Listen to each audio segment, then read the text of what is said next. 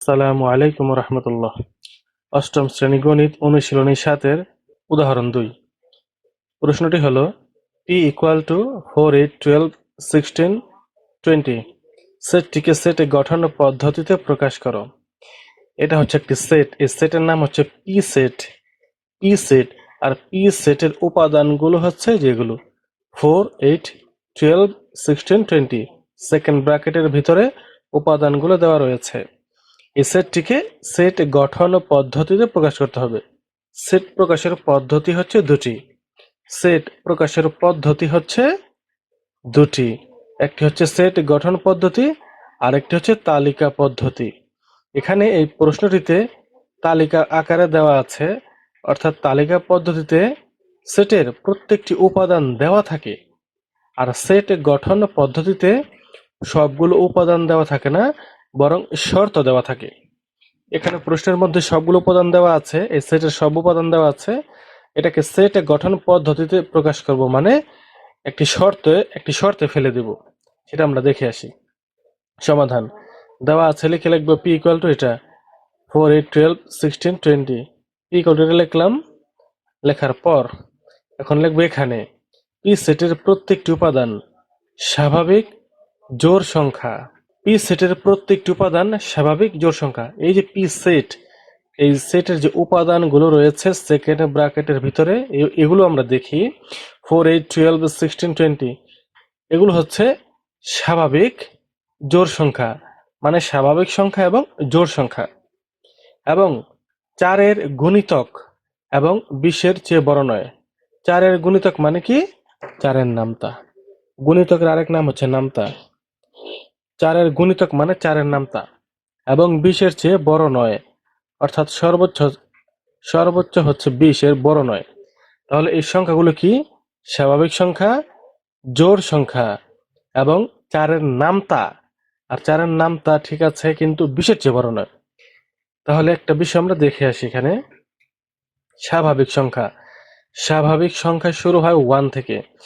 1 থেকে শুরু, 1 2 3 4 5 6 7 8 9 10 দিলাম, ডট ডট দিলাম। ডট ডটের মানে হচ্ছে এখানে 11 12 13 14, মানে আর অসংখ্য সংখ্যা রয়েছে, যেটার কোনো শেষ নেই, এমন সংখ্যা রয়েছে। স্বাভাবিক সংখ্যা শুরু হয় 1 থেকে এবং কত পর্যন্ত? অসীম পর্যন্ত স্বাভাবিক সংখ্যা রয়েছে।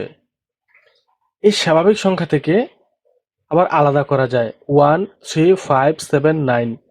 এগুলো হচ্ছে বেজোড় স্বাভাবিক সংখ্যা। 1 3 5 7 9, তারপরে 11 13 15, এগুলো হচ্ছে বেজোড় স্বাভাবিক সংখ্যা। আবার 2 4 6 8 10 12 14, এগুলো হচ্ছে জোড় স্বাভাবিক সংখ্যা।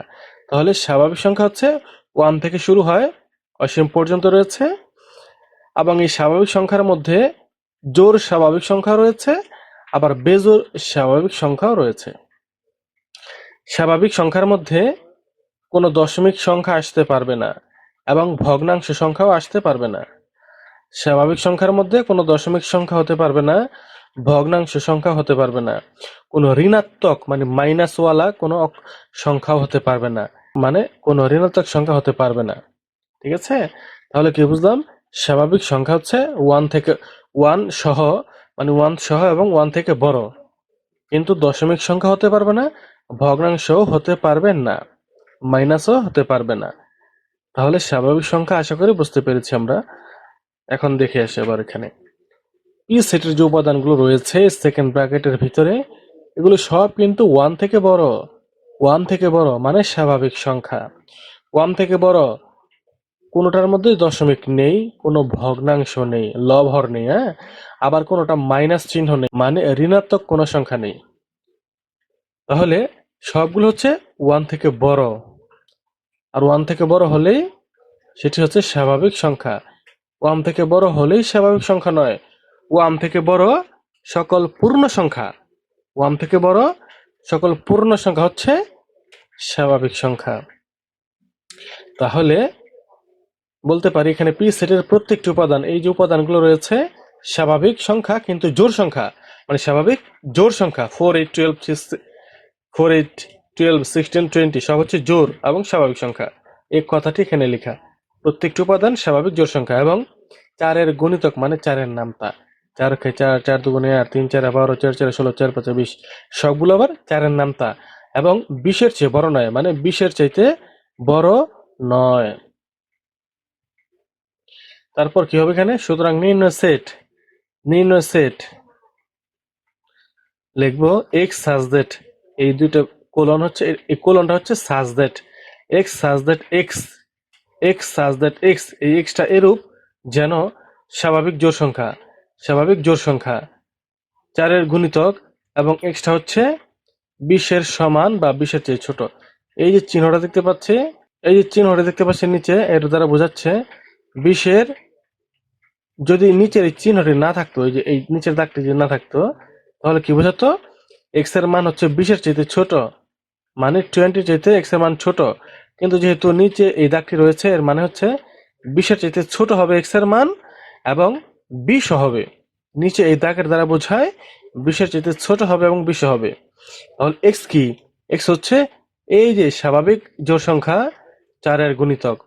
এই যেখানে যে উপাদানগুলো রয়েছে না, এই সবগুলো উপাদানকে এক্স ধরা হয়েছে, সবগুলো উপাদানই হচ্ছে এক্স, আর এক্সটা হচ্ছে স্বাভাবিক জোড় সংখ্যা। যেহেতু সবগুলো স্বাভাবিক জোড় সংখ্যা এবং 4-এর গুণিতক এবং 20-এর চাইতে এবং 20-এর সমান বা ছোট, মানে এখানে 20 রয়েছে, তো এই জন্য নিচে দাগটা দেওয়া লাগছে। আমরা যদি চাইতাম এটাকে এইভাবে লিখতাম, এই যে এক্স ইজ লেস দেন 24, মানে 24-এর চাইতে এক্স ছোট, 24-এর চাইতে এক্স ছোট। আমরা চাইলে এটাও লিখতে পারতাম। যদি যদি 24-এর চাইতে এক্স ছোট এইভাবে লিখতাম, তাহলে নিচের এই দাগটা হবে না। 24-এর চাইতে 24-এর চাইতে ছোট বোঝাবে, নিচের দাগটা হবে না। আর যদি 24 না দিয়ে যদি শুধু 20 দেই, তাহলে 20-এর এই যে এই চিহ্ন নিচে এই দাগটিও দিতে হবে। দাগের মানে হচ্ছে যে এই সংখ্যাটিও রয়েছে, এই সংখ্যাটিও রয়েছে। এই যে আমরা উপাদানে দেখি 20 রয়েছে, এই জন্য এই চিহ্ন নিচে এই দাগটি দিয়েছি।